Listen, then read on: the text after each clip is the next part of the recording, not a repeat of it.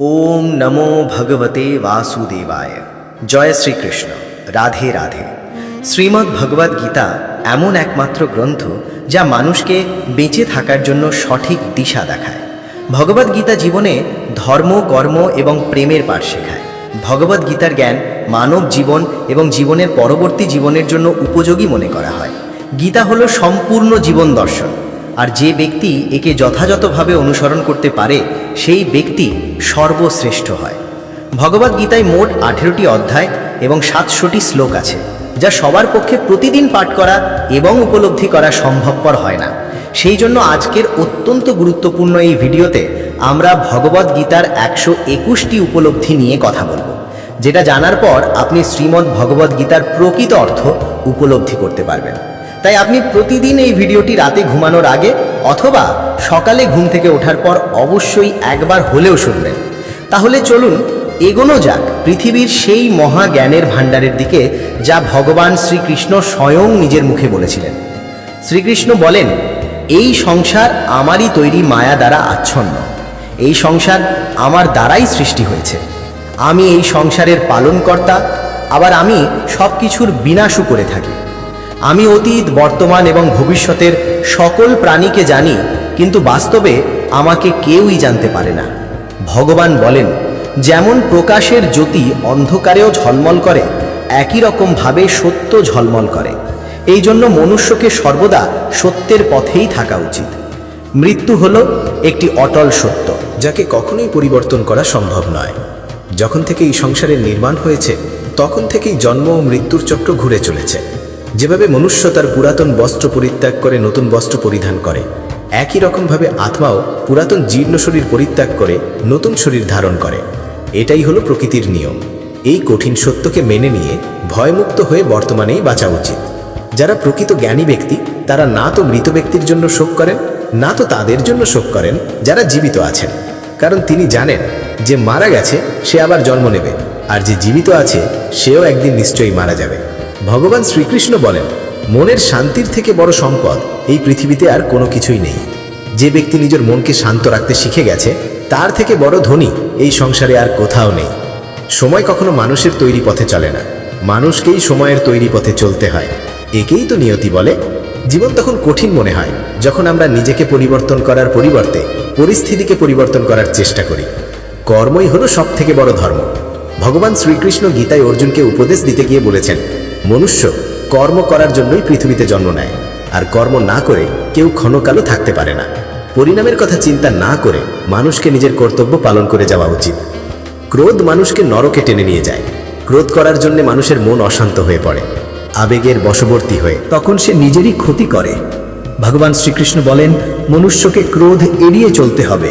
যতই রাগ হোক না কেন, নিজেকে নিয়ন্ত্রণ করার প্রচেষ্টা করতে হবে। এই সংসারে আজ যা তোমার আছে, গতকাল তা অন্য কারো ছিল, আগামীকাল তা অন্য কারো হয়ে যাবে। তুমি এই পৃথিবীতে খালি হাতেই এসেছো, আর তোমাকে খালি হাতেই এখান থেকে ফিরে যেতে হবে। মনের উপর নিয়ন্ত্রণ রাখা অত্যন্ত জরুরি। মানুষের মন বায়ুর মতো চঞ্চল হয়ে থাকে। এই মনের জন্যই মানুষ কাম বাসনার প্রতি আকৃষ্ট হয়ে নিজের লক্ষ্য থেকে ভ্রষ্ট হয়ে যায়। যদি জীবনের সফলতা পেতে হয়, তাহলে মনের উপর নিয়ন্ত্রণ পাওয়া খুবই জরুরি। মনকে নিজের বশে করতে পারলে মস্তিষ্কের শক্তি কেন্দ্রীভূত হয় এবং তার জন্য কাজের সফলতা পাবার সম্ভাবনা বৃদ্ধি পায়। গীতা আমাদের শেখায়, যে ব্যক্তি নিজের মনের উপর নিয়ন্ত্রণ লাভ করেছে, তার মনে অপ্রয়োজনীয় চিন্তা ভাবনা এবং কামনা বাসনা প্রবেশ করতে পারে না।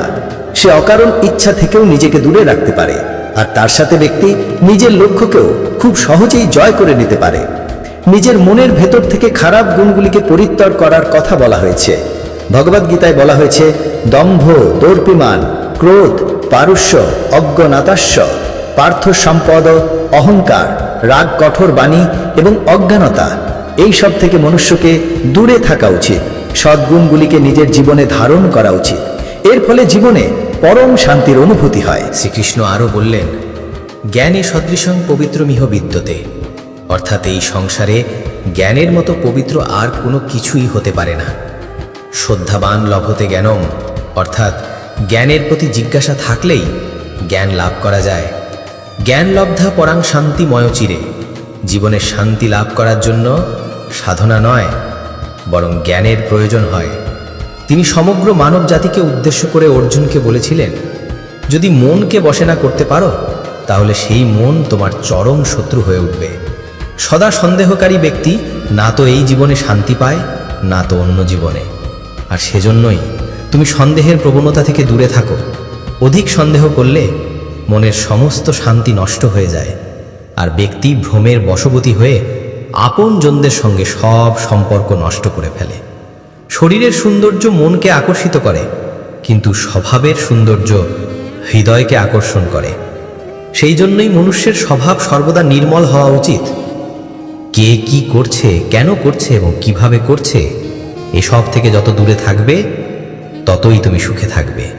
জীবনে আমরা কতটা ঠিক এবং কতটা ভুল এটা মাত্র দুজনই জানে। একজন হলেন পরমাত্মা এবং দ্বিতীয়জন হলো আমাদের অন্তরাত্মা। ভগবান শ্রীকৃষ্ণ বলেন, যে ব্যক্তির মধ্যে জ্ঞানের অভাব এবং ঈশ্বরে বিশ্বাসের অভাব থাকে সেই ব্যক্তি জীবনে কখনো আনন্দ এবং সফলতা লাভ করতে পারে না। মানুষের দুঃখের প্রধান কারণই হলো তার মোহ। যে যত বেশি মোহ করবে সে তত বেশি দুঃখ ভোগ করবে। তোমার আফসোস তোমার অতীতকে পরিবর্তন করতে পারবে না, আবার তোমার দুশ্চিন্তা তোমার ভবিষ্যৎকেও পরিবর্তন করতে পারবে না। সেই জন্যই বর্তমানের আনন্দ উপভোগ করাই সবথেকে সুখের। শ্রীকৃষ্ণ আরও বলেন, যে তোমার পাশে থাকে তুমিও তার পাশে সব সময় থেকো, আর যে তোমার সাথে প্রতারণা করে তাকে তুমি ত্যাগ করো। যে স্থানে তোমার কোনো সম্মান নেই সেখানে কখনোই যাওয়া উচিত নয়, কারণ এটা করলে লোক তোমাকে বোকা এবং দুর্বল ভাববে। ক্রোধোদ্ভাবতি সম্মোহম স্মৃতিভ্রংশন বুদ্ধিনাশত্বা প্রণশতি। গীতার এই শ্লোকটি বলে, যে কোনো কাজের সাফল্যের জন্য মনের প্রশান্তির প্রয়োজন হয়। ভগবান শ্রীকৃষ্ণ বলেন, রাগ বুদ্ধিকে ধ্বংস করে ব্যক্তিকে মূর্খ করে তোলে। একজন মূর্খ ব্যক্তি নিজেকে ধ্বংস করে। এমত অবস্থায় যে কোনো কাজের সফলতার জন্য ক্রোধ ত্যাগ করা অতি আবশ্যক। যদি সফল হতে চাও তাহলে ভয়কে জয় করো। অর্জুন যখন কৌরবদের বিরুদ্ধে যুদ্ধ করতে রাজি হলেন না, তখন ভগবান শ্রীকৃষ্ণ তাকে বললেন, হতবাইপয় স্বর্গবেই ভাইক্ষ মহিমা তসমাৎ উত্তিষ্ঠ কন্তেয় যুদ্ধাকৃত নিশ্চয়। হে অর্জুন, তুমি নির্ভয়ে যুদ্ধ করো। নিহত হলে স্বর্গ পাবে, আর জিতলে পৃথিবী শাসন করবে। তাই যে কোনো কাজে সফলতা পেতে হলে মন থেকে ভয়কে দূর করতে হবে। কর্মফল নিয়ে পরমেশ্বর ভগবান গীতায় বলেছেন, কর্মণ্যেবাধিকারস্তে মা ফলেষু দাচনা। গীতা এই শ্লোকে ফলের আকাঙ্ক্ষা ব্যতীত কর্মের আদি ক্ষেত্রের উপর জোর দেওয়া হয়েছে। আপনি যদি কোনো কাজে সাফল্য চান তবে কর্মে মনোযোগ দিন, তবেই আপনি বিভ্রান্তি ছাড়া কর্ম করতে সক্ষম হবেন। গীতায় বলা হয়েছে, ফল কামনা করে কর্ম করলে কর্মের দিকে কম আর ফলের দিকেই বেশি মনোযোগ থাকে। যতক্ষণ না তুমি নিজের কাছে হেরে যাচ্ছ ততক্ষণই পৃথিবীর কেউ তোমাকে হারাতে পারবে না। দুর্বল তুমি নয়, দুর্বল তোমার সময়। আর সময় প্রত্যেকের পরিবর্তন হয়। তুমি শুধু নিজের কর্ম করতে থাকো। যে কখনো জীবনের সংকটে পড়েনি সে কখনো নিজের শক্তি সম্পর্কে জানতে পারে না। যে অন্যের দুঃখকে অনুভব করতে পারে, যার মনে দয়া আছে, যারা মন থেকে শুদ্ধ, সেই পৃথিবীর জন্ম মৃত্যুর চক্র থেকে মুক্ত হয়ে যায়। ভগবদ্গীতার একটি বড় শিক্ষা হলো এই যে, কাউকে কিছু দিয়ে কখনো অহংকার করা উচিত নয়। কে বলতে পারে তুমি তাকে সেটা দিচ্ছ নাকি পূর্বজন্মের ঋণ পরিশোধ করছো? যেসব ব্যক্তিরা অহংকারী হয় তাদের বংশ, বৈভব এবং প্রতিষ্ঠা তিনটেই চলে যায়। যদি বিশ্বাস না হয় তাহলে রাবণ, কৌরব এবং কংসকে দেখো, যারা অতিরিক্ত অহংকারের কারণে নিজেদেরকেই ধ্বংস করেছিল। যদি কাউকে বিশ্বাস করতে হয় তাহলে তার কথায় নয়, তার ব্যবহার দেখো। অতিরিক্ত রাগের সময় কিছুটা চুপ থাকলে এবং ভুলের সময় কিছুটা মাথা নত করলে জীবন আরও সহজ হয়ে ওঠে। ভগবান বলেন, যে ব্যক্তি আমাকে জেনে যায় সেই কষ্টের ভরা পৃথিবীর জন্ম মৃত্যুর চক্র থেকে মুক্তি পেয়ে যায়। যে ব্যক্তি ভগবদ্গীতা পড়ে এবং তাকে অনুসরণ করে তার জীবন থেকে সমস্ত দুষ্কর্মের প্রভাব নষ্ট হয়ে যায়। যা তোমার ভাগ্যে আছে তা দৌড়ে তোমার কাছে আসবে, আর যা তোমার ভাগ্যে নেই তা এসেও আবার চলে যাবে। ঝড় যেমন নদীতে থাকা নৌকোকে পথভ্রষ্ট করে দেয়, সেরকমই বাসনা মানুষের বুদ্ধিকে ভ্রষ্ট করে দেয়। যে মানুষ সুখ দুঃখে মান অপমানে শান্ত থাকতে পারে সেই মানুষ আমার অতি প্রিয়। বুদ্ধিমান ব্যক্তি যখন সম্বন্ধ রাখা বন্ধ করে দেয় তখন বুঝে নেওয়া উচিত যে তার আত্মসম্মানে কোথাও না কোথাও আঘাত লেগেছে। প্রেম সর্বদা ক্ষমা চাইতে পছন্দ করে, কিন্তু অহংকার ক্ষমা চাওয়াতে পছন্দ করে। ভগবান শ্রীকৃষ্ণ বলেন, তোমার নাম নয়, কর্মই তোমার আসল পরিচয়। তার কারণ এক নামের হাজার মানুষ আছে, তাদের নাম এক হলেও কর্ম ভিন্ন হয়, আর সেটাই তাদের আসল পরিচয়। একটা ভালো কথার মধ্যেও লোক তোমার খারাপ কথাটাকেই মনে রাখবে। তাই লোক কি বলছে তাতে মনোযোগ দিও না, যতটা সম্ভব নিশ্চুপ থাকাই শ্রেয়। কারণ মানুষের পাপের জন্ম তার মুখের কথা থেকেই প্রথম শুরু হয়। কারো সাথে ছলনা করা বা ঠকানো হলো একটা ঋণের মতো, যা অন্য কারোর কাছে তোমাকে পরিশোধ করতেই হবে। আজ তুমি একজনকে ঠকাবে, আগামীকাল তার পরিণাম তুমি অন্য কারোর কাছ থেকে অবশ্যই পাবে। যদি তোমার দৃষ্টি সত্যিই ভালো হয়, তাহলেই একমাত্র তুমি নিজের দোষ এবং অন্যের গুণগুলি খুঁজে পাবে। যে সময়ের সাথে স্বভাব পরিবর্তন করে তাকে কখনোই বিশ্বাস করা উচিত নয়। জীবনে কখনো নিজেকে অন্যের সাথে তুলনা করো না। তুমি যেমনই হও সেটাই সর্বশ্রেষ্ঠ। প্রত্যেকেই তাদের জীবন বদলানোর জন্য সময় পায়, কিন্তু সময় বদলানোর জন্য দ্বিতীয় জীবন কেউই পায় না। ভগবান বলেন, যা অবশ্যম্ভাবী তা ঘটবে, আর যা হবার নয় তা কখনোই হবে না। এরকম বিচার যার মনে থাকে তাকে দুশ্চিন্তা কখনোই পীড়া দেয় না। ভালো উদ্দেশ্য নিয়ে যে কাজ করা হয় তা কখনোই ব্যর্থ হয় না, আর তার ফলও তুমি একদিন নিশ্চয়ই পাবে। জীবনের সব থেকে বড় ভুল হলো সেটাই যেটা থেকে আমরা কিছু শিখতে পারি না। আজ তুমি যে কাজ করছো তার ফল তুমি ভবিষ্যতে নিশ্চিত পাবে, আর আজ তুমি যা পেয়েছো তা তোমারই দ্বারা করা তোমার অতীতের কর্মের ফল। শ্রীকৃষ্ণ বলেন, যে মানুষ শ্রদ্ধা ভক্তির সঙ্গে আমার উপাসনা করে, আমি তাকে সেই সব কিছু দিয়ে থাকি যা তার কাছে নেই, আর তার কাছে যা থাকে আমি তা রক্ষাও করি। কাকে কি আর কতটা বলতে হবে যদি তুমি শিখে নাও, তাহলে তোমার জীবন সার্থক হয়ে যাবে।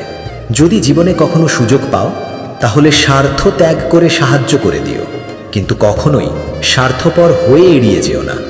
ধর্ম দ্বারা পরিপূর্ণ হৃদয় সর্বদা ধর্মের পরামর্শ দেয়, আর অধর্ম দ্বারা পরিপূর্ণ হৃদয় সর্বদা অধর্মের পরামর্শ। মানুষ এই জন্য দুঃখী নয় যে সে ঈশ্বরের অস্তিত্বকে বিশ্বাস করে না। মানুষ এই জন্য দুঃখী কারণ সে ঈশ্বরের জ্ঞানকে বিশ্বাস করে না। সময় এলে সব কিছুই পাওয়া যায়, সময়ের আগে কোনো কিছু পাওয়ার ইচ্ছায় দুঃখের প্রধান কারণ হয়ে দাঁড়ায়। যারা প্রেমকে জঘন্য বলেন তারা মূর্খ। এই জগৎ প্রেম দিয়েই তৈরি হয়েছে। প্রেমই হলো এই জগতের মেরুদণ্ড। মনুষ্য তার বিশ্বাস এবং চিন্তা ভাবনা দ্বারাই তৈরি হয়। যার মনের চিন্তাভাবনা যেমন হয়, সেই মানুষ সেরকমই তৈরি হয় এই সংসারে। ভাগ্যের থেকে বেশি এবং সময়ের থেকে আগে না তো কেউ কিছু পেয়েছে আর না কখনো পাবে। মুখ থেকে বেরোনো কথার মধ্যে সংযম থাকা অত্যন্ত জরুরি, কারণ মুখের কথা একজনকে যা আঘাত দিতে পারে সেই আঘাতের ক্ষত কোনোদিন পূরণ করা যায় না। শ্রীকৃষ্ণ বলেন, ধর্মের জন্য লড়াই করতে শেখো, অধর্মের শত্রু হতে শেখো, এবং যারা তোমার আপন তাদের জন্য ত্যাগ করতে শেখো। সত্য সর্বদা জলে ভাসমান তেলের মতো হয়। তুমি যতই মিথ্যার জল ঢালো, সত্য সর্বদা ওপরেই থাকবে। জীবনের একটি অমূল্য শিক্ষা, খুব আনন্দের সময় কারোর কাছে কোনো প্রতিজ্ঞা করো না, খুব রাগের সময় কাউকে উত্তর দিও না, আবার যখন খুব দুঃখ হবে তখন কোনো সিদ্ধান্ত নিও না।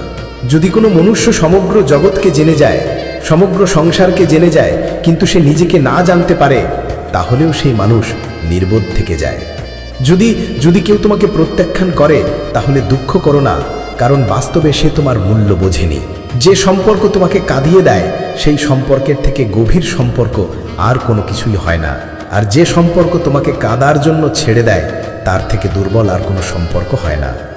সর্বদা শান্ত থাকতে শেখো, তাহলেই তুমি নিজেকে মজবুত অনুভব করবে।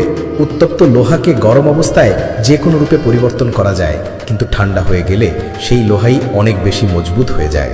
কোনো রকম দুঃখ কষ্টের মধ্যে তোমাকে এই 7টি গুণ বাঁচাবে: তোমার জ্ঞান, তোমার বিনম্রতা, তোমার বুদ্ধি, তোমার ভিতরের সাহস, তোমার ভালো কর্ম, সত্য কথা বলার অভ্যেস এবং ঈশ্বরে বিশ্বাস।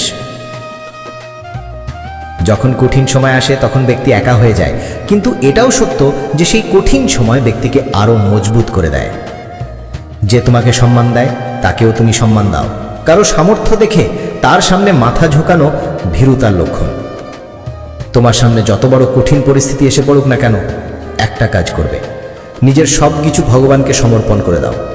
ভগবানের উপর বিশ্বাসী ছোট্ট শিশুর মতো করো, যাকে হাওয়াতে ছুঁড়ে দিলেও সে হাসতে থাকে, সে ভয় পায় না, কারণ সে জানে যে তুমি তাকে নিচে ফেলে দেবে না। ভগবান শ্রীকৃষ্ণ বলেন, তুমি মন ছোট করো না, যদি আপনজন তোমার থেকে মুখ ফিরিয়েও নেয়, আমি তোমার সাথে সবসময় থাকবো। কারো সামনে এতটাও ঝোঁকা উচিত নয় যে সে তোমাকে নিচু শ্রেণীর লোক ভাবতে শুরু করে। মনুষ্য সর্বদা তার ভাগ্যকে দোষারোপ করে, এটা জেনেও যে ভাগ্যের থেকেও বড় হলো তার কর্ম, যেটা তার নিজের হাতেই রয়েছে। একজন জ্ঞানী ব্যক্তি হলো সেই যে অন্যকে দেখে এবং তার থেকে শিক্ষা লাভ করে, কিন্তু তাকে কখনো ঈর্ষা করে না। এই পৃথিবীতে কেউ কারোর আপন হয় না। মৃতদেহকে শ্মশানে নিয়ে যাওয়ার পর আপনজন জিজ্ঞাসা করে, আর কতক্ষণ লাগবে? জীবনে দুঃখ পাওয়াও জরুরি, না হলে সুখের গুরুত্ব অনুভব করা যায় না। এই পৃথিবীতে একমাত্র মাতা এবং পিতাই হলেন দুজন ব্যক্তি যারা সর্বদা চান যেন তার সন্তান তাদের থেকে উন্নতি করে। সময়, বন্ধু এবং সম্পর্ক হলো এই তিন জিনিস যা আমরা বিনামূল্যে পাই, কিন্তু এদের মূল্য আমরা তখন বুঝতে পারি যখন কোনো একটি আমাদের জীবন থেকে হারিয়ে যায়। জীবনে কিছু দুঃখ আমাদের এমনও থাকে যা আমাদের বাঁচতে দেয় না, আবার জীবনে কিছু কিছু কর্তব্য এমন থাকে যা আমাদের মরতেও দেয় না। তুমি যত ইচ্ছা ভালো কাজ করে নাও, তোমার প্রশংসা একমাত্র শ্মশানেই হবে।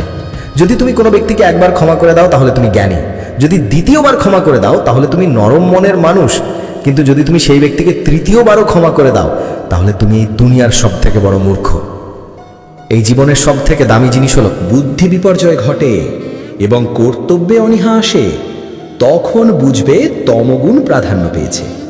সত্যগুণ প্রাপ্ত অবস্থায় যদি জীব দেহত্যাগ করে তবে সে স্বর্গলোক প্রাপ্ত হয়। যদি রজগুণ থাকা অবস্থায় দেহত্যাগ করে তবে পরজন্মে কর্মী হয়ে মনুষ্য যোনিতে জন্মগ্রহণ করে। আর যদি তমগুণ অবস্থায় দেহত্যাগ করে তবে বোকা, পাগল অথবা অবিবেকী হয়ে এই জাতীয় বিভিন্ন যোনিতে জন্মগ্রহণ করে।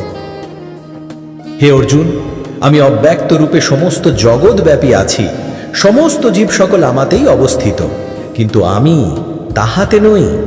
যেমন আয়নাতে তুমি নিজের প্রতিবিম্ব দেখতে পাও, অর্থাৎ তুমি আয়নার মধ্যেই আছো, কিন্তু আয়না তোমার মধ্যে নেই। হে কৌন্তেয়, কল্পের শেষে সমস্ত জীব আমাতেই বিলীন হয়, আবার কল্পারম্ভে পুনরায় তারা আমার থেকেই নির্গত হয়। আমি নিজ প্রকৃতিকে নিজের বশে রেখে নিজ নিজ কর্মনিমিত্তে স্বভাব অনুযায়ী জীবগণকে বারবার সৃষ্টি করে থাকি। আমার অধিষ্ঠানের জন্যই এই জগৎ প্রসব হয়, এই জন্যই জগৎ বারবার উৎপন্ন হয়। হে কৌন্তেয়, যারা অন্য দেবতায় ভক্তিযুক্ত হয়ে পূজা করেন তারাও আমাকেই পূজা করেন, কিন্তু তারা শাস্ত্র বিধি অমান্য করে। আমি সর্বযজ্ঞের ফলদাতা ও ভোক্তা এই তত্ত্ব জানে না বলেই তারা পুনরায় সংসারে পতিত হয়।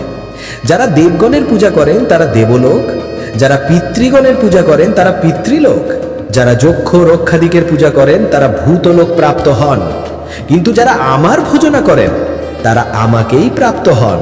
যিনি আমাকে পত্র, পুষ্প, ফল, জল ইত্যাদি ভক্তিপূর্বক দান করেন, আমি সেই ভক্তের উপহার গ্রহণ করে থাকি।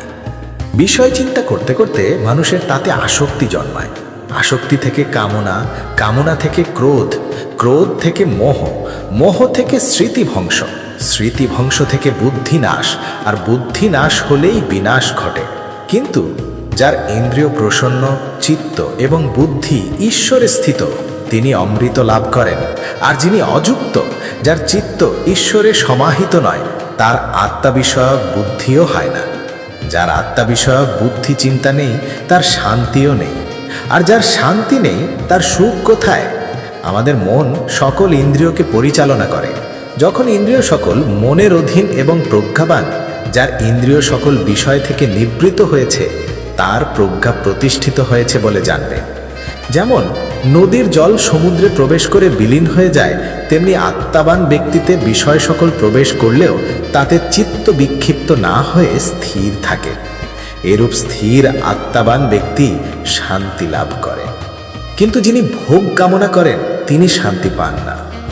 যে ব্যক্তি সমস্ত কামনা ত্যাগ করে নিষ্প্রিয় হয়ে বিচরণ করেন, যিনি মমতা শূন্য এবং অহংকার শূন্য, তিনি শান্তি প্রাপ্ত হন। হে পার্থ, এই স্থিতিপ্রজ্ঞ অবস্থাই হলো ব্রাহ্মী স্থিতি। এই অবস্থা প্রাপ্ত হলেই জীবের আর মোহ থাকে না। মৃত্যুকালেও এই অবস্থা বিদ্যমান থাকায় তিনি ব্রহ্মে লীন হন, অর্থাৎ তিনি মোক্ষ লাভ করেন। তৃতীয় অধ্যায়ের অর্জুনের প্রশ্নের উত্তরে শ্রী ভগবান কর্মযোগের অবতারণা করেছেন। এখানেও নিষ্কাম কর্মের উপায়রূপে প্রথমে আত্মাতে সন্তুষ্ট আত্মারাম জ্ঞানীর ভাবানুযায়ী ফলাশক্তি বর্জন করে কর্ম করার উপদেশ দিলেন। তারপর অহংকার বর্জিত নির্লিপ্ত বুদ্ধিতে কর্ম করার উপদেশ দিলেন। তিনি বলছেন, সর্বাণি কর্মাণি সন্ধার্তাজ্যতোষাহা, অর্থাৎ বিবেক বুদ্ধি দ্বারা আমাদের সমস্ত কর্ম সমর্পণ করো। এখানেও শ্রী ভগবান কর্মযোগের সহজ পন্থা স্পষ্ট করে নির্দেশ করে দিচ্ছেন। ঈশ্বরের সমস্ত কর্ম সমর্পণ করতে হবে আমাদের, তাহলে সেই কর্মের ফল আর আমাদের উপর বর্তাবে না। ঈশ্বর তার অনন্ত কৃপাগুণে আমাদের সমস্ত কর্মভোগ কাটিয়ে মোক্ষের অধিকারী করে দেবেন। এরপর চতুর্থ অধ্যায়ে ভগবান তার করুণার পরাকাষ্ঠা প্রকাশ করে প্রতিজ্ঞা করছেন যে যথা ভাজা, অর্থাৎ যে যেখানে যেভাবে যে অবস্থায় আমার শরণ নেয় তাকে সেইখানে সেইভাবে সেই অবস্থায় আমি অনুগ্রহ করে থাকি। যে বিষয় কামনা করে তাকে আমি কাম্য বস্তু প্রদান করে থাকি। যে মোক্ষ কামনা করে তাকে আমি মোক্ষ ফল প্রদান করি। যে ভক্তি প্রার্থনা করে তাকে আমি ভক্তি প্রদান করি। ভগবান শ্রীকৃষ্ণ দেহের সঙ্গে আত্মার সম্পর্ককে খুব সুন্দরভাবে ভগবদ্ গীতায় তুলে ধরেছেন। জীবের সত্তা কি, দেহের সাথেই বা আত্মার সম্পর্ক কি, আত্মার স্বরূপ কি, এই সকল জটিল বিষয়বস্তু খুব সূক্ষ্মভাবে ভগবান শ্রীকৃষ্ণ গীতায় তুলে ধরেছেন। আমাদের মূল সত্তাকে অবগত করার মানসে প্রথমেই আত্মার স্বরূপ সম্পর্কে ভগবান ধারণা দিচ্ছেন। অন্তবন্ত ইনে দেহা নিত্যস্যোক্তা শরীরো নাশিনো অপ্রমেয়স্য তস্মাদ যুদ্ধস্য ভারতা। আত্মা যে দেহকে আশ্রয় করে অবস্থান করেন সেই দেহ বলে কথিত হয়েছে, কিন্তু আত্মা হলো অবিনশ্বর। তাহলে এখন এই প্রশ্নের উত্তর খুঁজতে হবে যে আমি আসলে কে? দেহটা যদি নশ্বরই হয় তাহলে তো তার ধ্বংস অনিবার্য। তাহলে আমি ধ্বংস হয়ে গেলে কর্মফলের ভোগটার কার? এই প্রশ্নের উত্তরটা কিন্তু ভগবানের এই শ্লোকে স্পষ্টভাবেই প্রতীয়মান হয়। দেহটা যেহেতু নশ্বর তাই এই দেহটা আমি নই। যেহেতু আত্মা অবিনশ্বর ও নিত্য তাই আত্মাটাই হচ্ছি আমি। আমার মূল সত্তা হলো আমি এক আত্মা যে একটি দেহকে আশ্রয় করে আছি। দেহটা আত্মার একটি আবরণ মাত্র, যেটা ভগবান আরও স্পষ্ট করে বলেছেন, वसांसि जीर्णा जथा विहाय नवानि गृह्णाति नरोपराणि तथा शरीरानि विहाय जीर्णान्ति नवानि संयाति देहि। যেরকম মনুষ্য তার পুরাতন বস্ত্রগুলি ত্যাগ করে নতুন বস্ত্র ধারণ করে, সেইরূপ জীবাত্মাও পুরাতন শরীর ত্যাগ করে নতুন দেহ ধারণ করে। বর্তমানে আমি এই দেহকে আশ্রয় করে আছি, আবার কোনো এক সময় পুরাতন বস্ত্রের মতোই এই দেহকে পরিত্যাগ করে কর্মফল অনুযায়ী নতুন একটি দেহ আমি ধারণ করব। এটাই হলো প্রকৃতির বিধান। এখানে কিন্তু ভগবান আমাদের জীবাত্মা বলে সম্বোধন করেছেন। এর মানে হলো আমি হলাম আত্মা, তবে জীবাত্মা। আর পরমেশ্বর ভগবান যেহেতু সর্বভূতে অবস্থান করেন তাই তিনি হলেন পরমাত্মা। যেহেতু আমার জন্ম হয়েছে তাই আমার মৃত্যু অবশ্যম্ভাবী।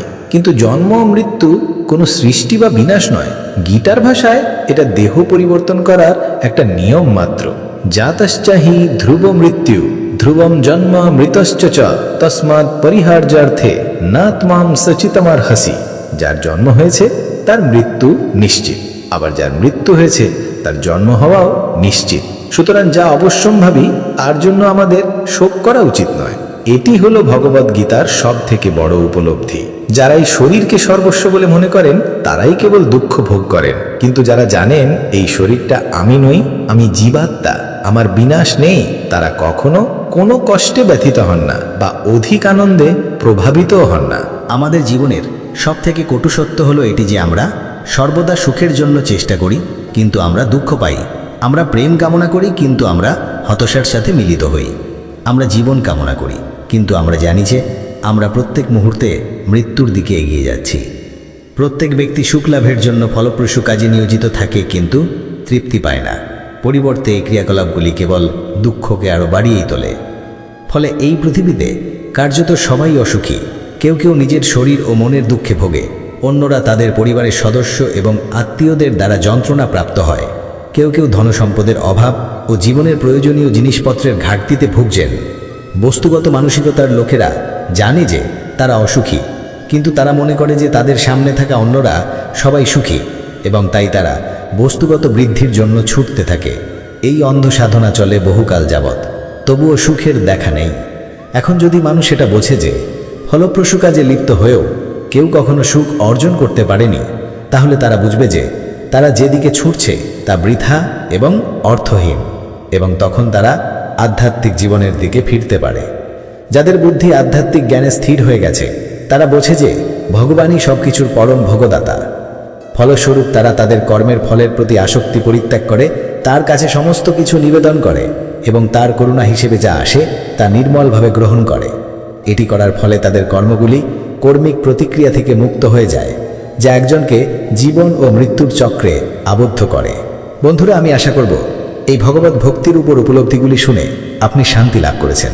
পাথ অফ ধর্ম ভগবত গীতার প্রচারের নিমিত্ত এই ভিডিওটি আপনি আপনার আপনজনদের সাথে অবশ্যই শেয়ার করবেন, যাতে তারাও ভগবত গীতার এই উপলব্ধিগুলি অনুধাবন করতে পারে, যা আমাদের সমাজের পক্ষে অত্যন্ত মঙ্গলজনক। ভগবত গীতা প্রচারের এই প্রচেষ্টা যদি আপনার ভালো লাগে তাহলে অবশ্যই ভিডিওটিতে একটি লাইক করবেন এবং এরকম ধরনের নিত্য নতুন ভিডিও পাওয়ার জন্য চ্যানেলটিকে আজই সাবস্ক্রাইব করে রাখুন। সকলে ভালো থাকুন, সুস্থ থাকুন।